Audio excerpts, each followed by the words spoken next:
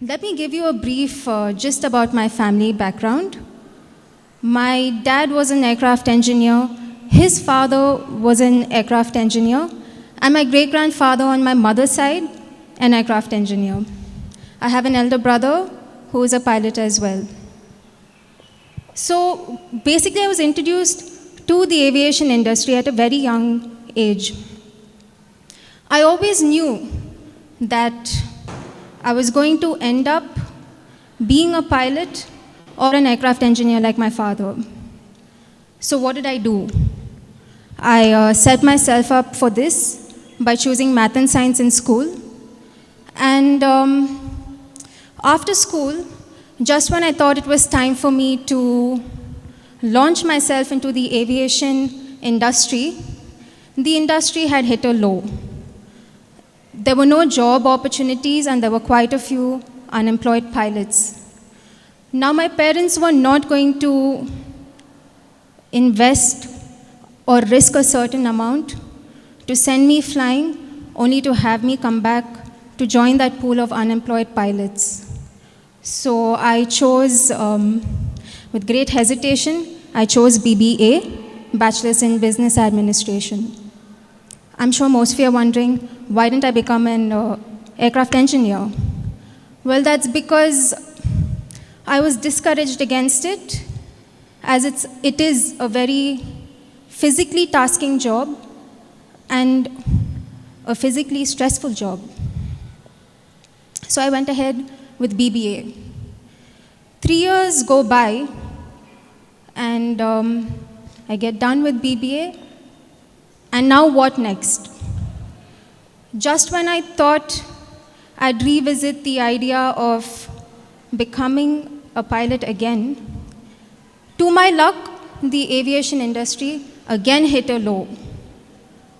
This time, I'm sure most of you are familiar with Kingfisher Airlines.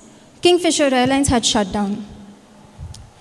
Again, more unemployed pilots and zero job opportunities. So I took that year off to help my mom with her salon business. And shortly after, I decided to go back to college to pursue my master's in human resources. Now another 2 years go by, and I find myself sitting across the interviewer. I had applied for a HR post at that point. And that's when it hit me that I was not cut out for a desk job. I went home that evening and told my parents the same. 6 years had gone by from the time I finished school to the time that I had graduated. During those 6 years, my passion for flying only got stronger. Now at this point, the aviation industry started looking a bit better. New airlines, that time AirAsia was just being set up in India. And my brother played a very vital role in setting up that organization in India. He also played a very vital role in convincing my parents to send me flying. So the deciding committee, that's my parents and my brother, finally agreed to send me flying, and that's how I'm here today, a pilot on the Airbus 320 with Air India Express with about 4,000 hours of flying experience. It took me 10 years. Thank you. 10 years from the time that I finished school to the time that I landed my first job. That is 10 years of what was once a dream to what is now my profession. What got me through those 10 years? I did not give up. And as simple as it sounds, it's the hardest thing to do, not give up. Because the easiest thing is give up. How did I not give up? I simply shifted my focus from wanting to fly now to a long-term goal of when the markets do get better, then I will go flying. Was I going to sit around to wait for the market to get better? No. I chose that time to equip and qualify myself. Just because I have followed my passion, it hasn't been the easiest thing to do. No one ever said following your passion would make life easy. If anything, it's only harder, it's more challenging, there's a lot of ups and downs. I did face a few challenges.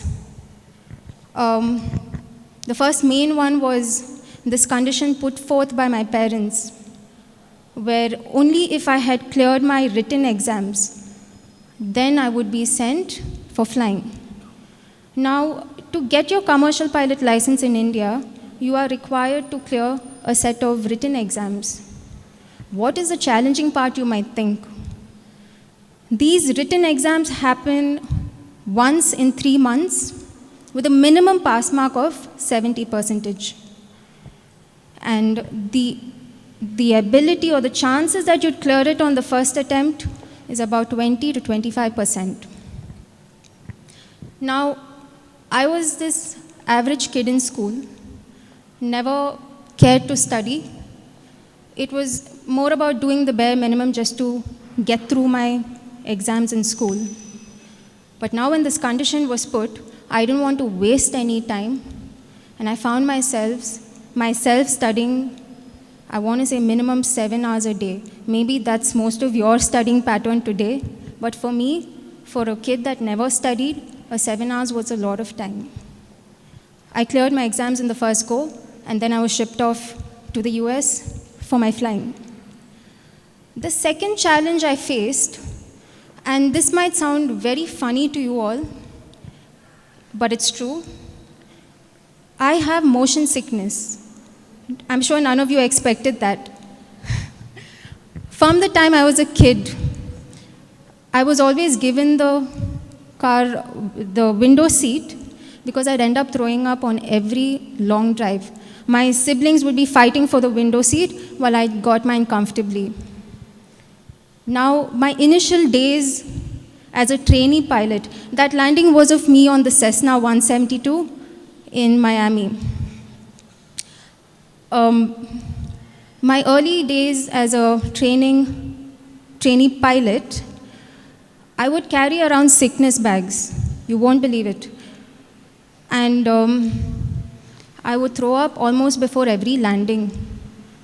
It was a little uncomfortable for the instructor to see his student throw up before every landing, but that was the case. After every landing, I would get off with my breakfast in my hand. So I eventually got over it. I tweaked my system a bit. I did not eat before every flight, and I managed to get through my flying school. Well, I haven't entirely overcome motion sickness. As a pilot, I have, but as a passenger, I still have motion sickness. The next main challenge I overcame was more of a reality check. I had been waiting to become a pilot, and from the outside, for any outsider, the aviation industry looks all glamorous. But the minute I set foot in the industry was when I realized it's not easy. I had to wake up at times at odd hours. When the entire world is asleep, I'm awake. When I'm awake, the entire world's asleep. It's the same thing, but it's just, waking up at odd hours, which physically takes a toll on your body, eating at odd hours. Being 100% at 2 a.m. in the morning, it's not easy. I have had to sacrifice a lot of things as well. Being away from home, being away from family, missing out on multiple family occasions, it's not easy. But that's the profession I signed up for. These challenges will make you question your decision at every point. I'm not just here to speak from the point of passion, but I'm also going to touch upon a bit of profession. My sister and I, she's sitting right there. She's my identical twin, and we graduated together. We did our master's degree together. We were exposed to the same industry, the same things, but she chose a completely different path. Today she heads a HR. Today she's a head of HR at an IT company, and she has made her profession her passion. In short, I think it's safe to say passion versus profession is like love marriage versus arranged marriage. Or you like what you do, or you do what you like. It's the same thing. Both the paths are the same as long as you meet your goal. So I'd like to conclude with 3 things. Something that got me through my journey to get here. Aside being patient, you have to be hardworking. I know it sounds very cliched, but that's the only way to move forward. There is no shortcut.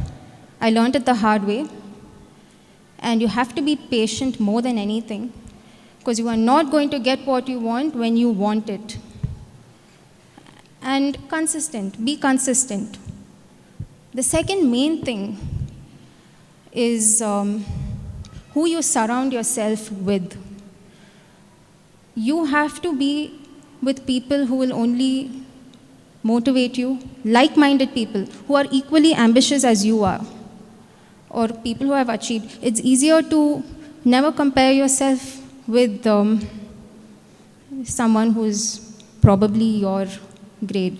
Surround yourselves with like-minded people, people who will boost you, who will guide you, who will pick you up when you have failed and dust you off and tell you, it's okay, try again. For me, that was my family. And lastly, may these 3 words really haunt you into making the right choices. Make yourselves indispensable. Because we live in a generation where tomorrow you will be replaced by someone else. You could be replaced by someone else who will probably work for a lesser amount. Or even AI, you could be replaced by, we'll never know. It's not all the jobs out there that are being replaced by AI, but most of them are. So study the market, know what's out there, and choose wisely.